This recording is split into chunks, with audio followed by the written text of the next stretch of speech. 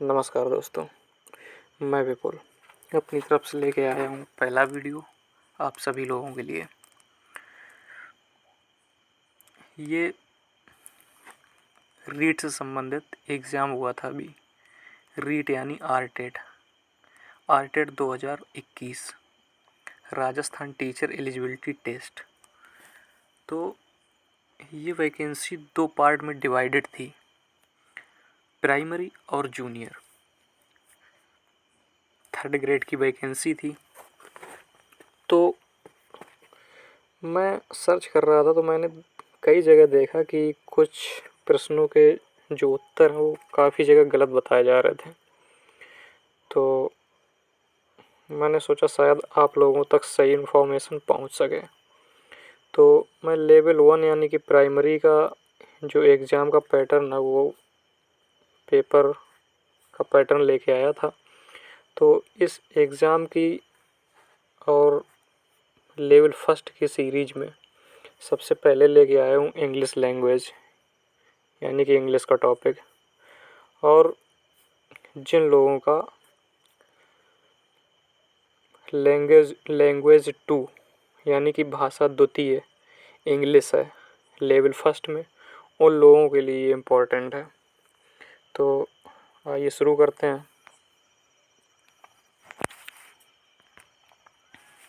ये जैसा कि आप लोग स्क्रीन में देख पा रहे हैं कि 61 नंबर जैसा देखेंगे। अब हम 61 नंबर में क्या लिखा है, सबसे पहले हम बात करते हैं कि क्वेश्चन की जो रिक्वायरमेंट है वो क्या है, क्वेश्चन डिमांड क्या कर रहा है। The rhyme scheme of the above lines. तो देखिए एबव लाइन्स हम पूरी नहीं पढ़ेंगे, ना पूरा हम स्टेंजा पढ़ेंगे, हमें मतलब है लास्ट के बस वर्ड्स से। ठीक है, हम ये 4 वर्ड्स को जो है वो मार्क कर लेंगे, वुड, बोथ, कुड और अंडरग्रोथ। सबसे पहले हम देखेंगे कि वुड जो है वो कुड के साथ जाएगा, वुड कुड, वुड कुड। तो अगर हम वुड को ये नाम देंगे तो फिर कुड को भी हमें ये नाम देना पड़ेगा। बोथ को देखते हैं, बोथ और अंडरग्रोथ। बोथ अंडरग्रोथ के साथ जाएगा, तो अगर बोथ बी जाएगा तो ग्रोथ भी बी जाएगा। तो ए बी के साथ कौन सा इसमें से ऑप्शन जा रहा है, तो ये तो जाएगा नहीं डबल ए इसमें, ये भी नहीं जाएगा डबल ए की वजह से, ये भी नहीं जाएगा। ए बी लग रहा है, हालांकि ये जो लास्ट वाला ए है ये एक एक्स्ट्रा है, लेकिन उससे कोई इशू नहीं है। अब हम 62nd वाला लेंगे। तो देखिए क्या दिया है, आई डॉट डॉट, यहाँ पे कैन कोड मेमाइड भर सकते हैं। तो give him an answer if he had asked me. तो सीधा सीधा इसका आंसर सी हो जाएगा। देखिए इंग्लिश ग्रामर जो आधे से अधिक इंग्लिश ग्रामर है वो सेंस पे आधारित होती है। ठीक है, तो यहाँ पे सी आ जाएगा। अब हम 63rd लेते हैं। Choose the alternative which best express the meaning of idioms and phrases underline the sentence stanza. तो होता क्या है कि I met him after a long time, जो तो ये सेंस है क्या है कि मैं उससे काफ़ी दिन बाद मिला, और but he gave me the cold shoulder. तो सीधे सीधे होता है गेव मी, ही मतलब gave me the cold shoulder का मीन्स होता है इग्नोर्ड मी, उसने मुझे इग्नोर कर दिया। अब 64 नंबर हम देखते हैं, ये लिटरेरी टर्म से संबंधित है। तो इसमें हम जो वर्ड है वो पकड़ते हैं पहले। तो प्रॉब्लम और स्ट्रगल पकड़ते हैं। ठीक है,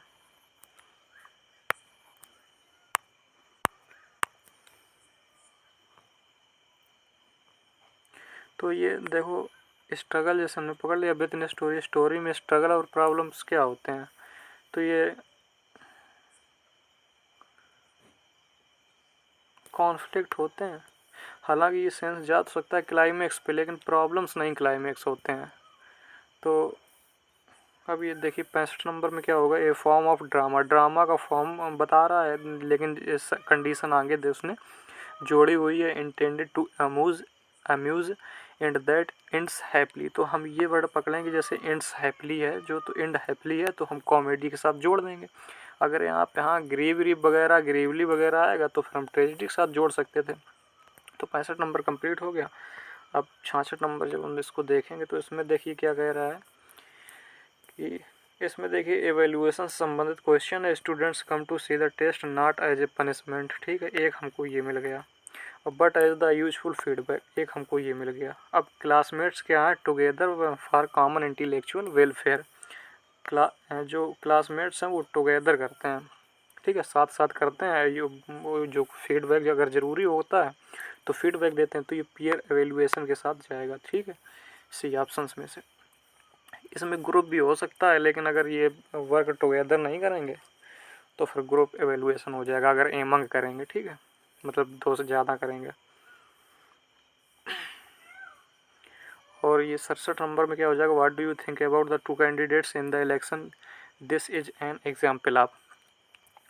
तो अगर आप किसी बच्चे से ये पूछेंगे कि तुम जो इलेक्शन में कैंडिडेट्स हैं, 2 कैंडिडेट्स या 3 कैंडिडेट्स, उनके बारे में अगर आप क्या सोचते हैं, तो देखिए बच्चा के लिए ये सोच जो होती है वो सृजनात्मकता से संबंधित होती है, ठीक है। हिंदी में जो बोलते हैं वो सृजनात्मकता है, और इंग्लिश में अगर आप कहें तो क्रिएटिविटी, ठीक है। तो ये क्रिएटिविटी हो गई, तो उसी संबंधित ओपन एंडेड। और आपको ये बता दें, ओपन एंडेड के क्वेश्चन ऐसे होते हैं कि जैसे ये तो हुआ इलेक्शन की बात, अगर हम ये पूछ दें कि अगर घर में 2 दिन लाइट नहीं आए तो क्या होगा, अगर ये पूछ दें अगर सूर्य की रोशनी हमको 4 दिन प्राप्त ना हो या 1 हफ्ते ना प्राप्त हो तो क्या होगा, तो बच्चे के लिए ये जो है उस सृजनात्मकता से संबंधित क्वेश्चन ये ओपन एंडेड जाएगा। क्लोज एंडेड ये होता है कि जो बच्चे ने पहले पढ़ी होती है, सीधा सीधा ज्ञान अगर उसके पास होता है, अधिगम किया होता है, वो क्लोज एंडेड संबंधित होती है। लेकिन अगर सीखे गए ज्ञान को या पूर्व ज्ञान को बाद की ज्ञान से या बाहरी ज्ञान से जोड़ता है तो फिर ओपन एंडेड क्वेश्चन होता है। अब चलिए आगे चलते हैं। 68 इसमें कह रहा है कौन सा ऐसा टेस्ट है या आइटम्स है जो consist of stem the correct answer की कीड अल्टरनेटिव एंड डिस्ट्रैक्टर्स। तो इसमें सीधे सीधे शब्द ये पकड़ में आ गया कि करेक्ट आंसर कौन सा है। करेक्ट आंसर जिसमें होते हैं तो सीधी सी बात है कि जिसमें शुद्धता का अभाव ना हो, यानी कि शुद्धता जिसमें ठूस ठूस के भरी हो, तो मल्टीपल चॉइस टेस्ट होते हैं। 69 में देख लेते हैं, remedial English classes are very helpful, ठीक है, फॉर द स्टूडेंट्स। कौन से स्टूडेंट्स के लिए इंग्लिश क्लासेज वेरी हेल्पफुल होती हैं, रेमेडियल इंग्लिश क्लासेज। तो below the age of 18 year ऐसा कुछ नहीं होता है, 18 साल से ज़्यादा के लिए भी होती हैं। Unable to achieve the required grades ऐसा भी कुछ नहीं है, ग्रेड से इतर भी लोगों के लिए रेमेडियल इंग्लिश क्लासेज हेल्पफुल होनी चाहिए, ये हमें लग रहा है।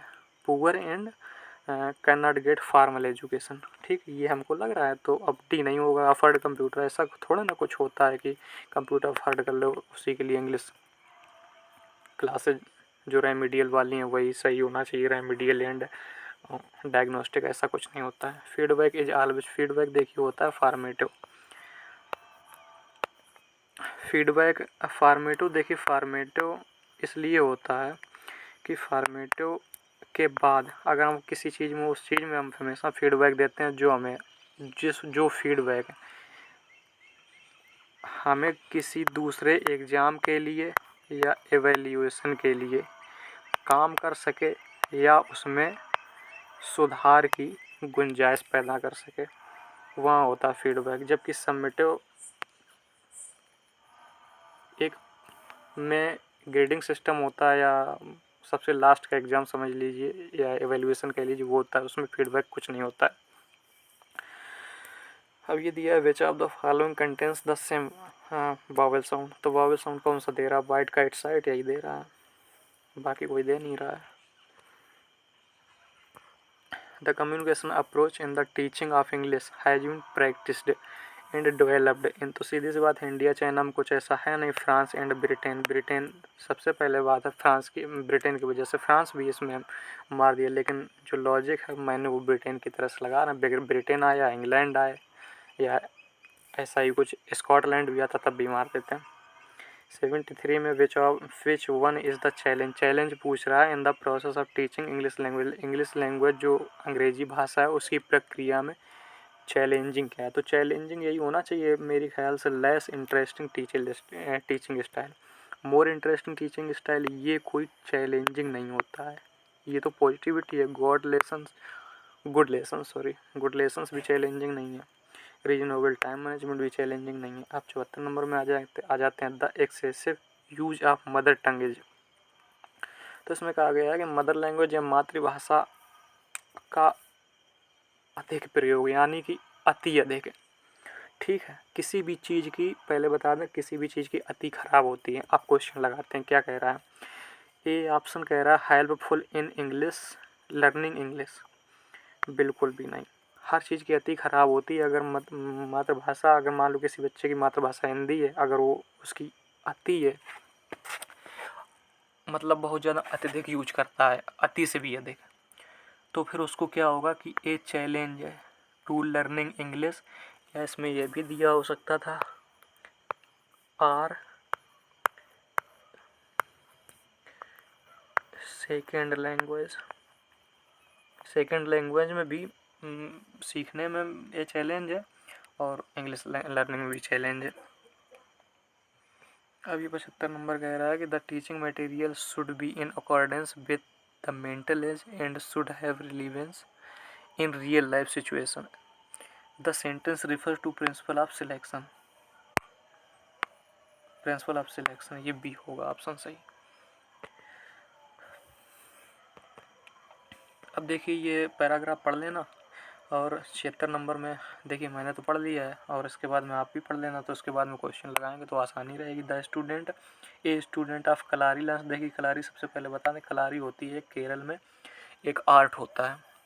ठीक है, इसको कह सकते हैं क्लासिकल आर्ट। लर्न्स, अब ये लिखा है कि क्लास, इसकी खूबी बताई जा रही है कलारी की। कलारी लर्न्स, स्टूडेंट जो कलारी में होते हैं वो सीखते हैं फिलासफी, और इसमें भी दिया है आगे अटैक एंड सेल्फ डिफेंस। तो ऑप्शन से अगर आप लगा लें तो बहुत आसानी से लग जाएगा। Question not only but also का है, ये लिंकिंग डिवाइस से संबंधित है। ठीक है, और इसके बाद में 77 नंबर देखिए ये दिया है Kalari belongs to India, Kalari India संबंधित है, और फिर दिया है karate belongs to Japan, karate Japan संबंधित। अब अगर यहाँ ये भी लिंकिंग डिवाइस संबंधित है, अगर यहाँ पे एंड आता तो हम एंड लगा देते, जबकि एंड नहीं दिया है तो फिर यहाँ पे सेंस जा रहा है जबकि हिंदी में। ठीक है, तो यहाँ पे वेयर एज लगा देंगे। और 78 दिया some people still of Kalari as heavenly original, तो सम पीपल दिया है, सम पीपल मतलब एक से अधिक पीपल, तो क्लेम लगा देंगे। सी, अगर एक पीपल दिया होता है, वन पीपल दिया होता, वन मैन दिया होता, तो यहाँ पे क्लेम से कर देते। 79 दिया है कलारी। कलारी सबसे पहले यही पता ही चल गया कि आर्ट है, तो आर्ट के लिए इज ही यूज करेंगे, न वर यूज करेंगे, न वाज यूज करेंगे, और न आर यूज करेंगे। वाज इसलिए नहीं करेंगे क्योंकि एग्जिस्टेंस में अभी दिखा रहा है कि मतलब अभी भी है ओल्डेस्ट मार्ट, तो ऐसी कोई बात नहीं कर रहा है कि वाज सेंस जाए। अस्सीम कह रहा the most suitable title for passage is तो mother of all martial arts है। देखिए 81 नंबर क्वेश्चन अच्छा था, और ये जो क्वेश्चन था ये सतही था। Petrarchan is one of the categories of, तो ये पहले बता दें कि सोनेट का है। देखिए पेट्रार्कन क्या होता है, ये सोनेट होता है, और इसी का एक रूप है क्लासिकल सोनेट, और क्लासिकल को ही कहते हैं इटालियन, क्योंकि इटालियन सोनेट का जो उद्भव हुआ था वो वहीं हुआ था। सॉरी, जो क्लासिकल सोनेट का जो उद्भव हुआ था वो इटली में हुआ, तो इसी को इटालियन सोनेट बोलते हैं। और इसका जो सेकंड टाइप है वो होता है एक मिल्टोनियन होता है, मिल्टोनियन सोनेट, तो जिसकी जॉन मिल्टन ने उद्भव किया था।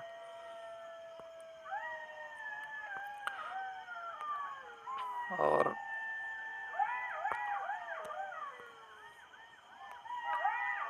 इसके बाद में और भी हैं, जैसे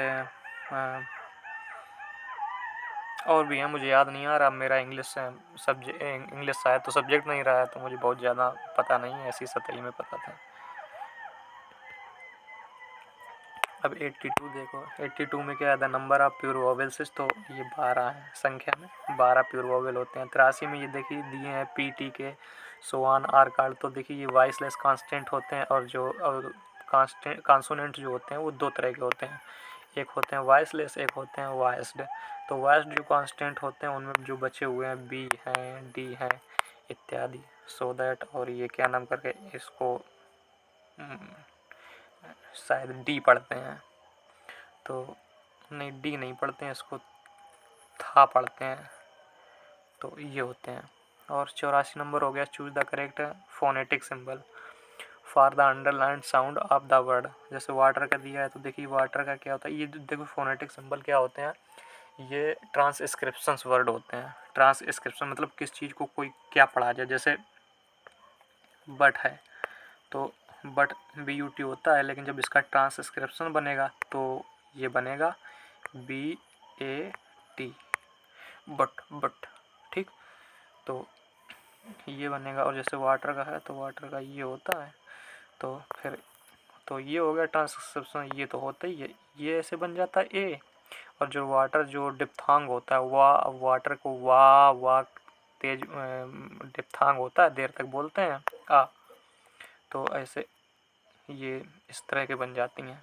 फिर इसके बाद में टी आती है, तो फिर ई आती है, और आ क्या है साइलेंट है, तो उसमें ये बन जाएगा। और अगर ये नहीं आता, अगर नहीं भी पढ़ा है तो कॉमन सेंस से इतनी बात समझ सकते हैं कि वाटर में वाटर बोला था वाटर, तो आर साइलेंट होता है, तो आर यहाँ पे कोष्टक में दिया है, तो सीधी सी बात है कि यही हो जाएगा।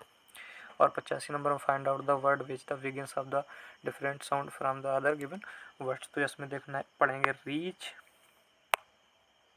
Reach, reap, read, rich.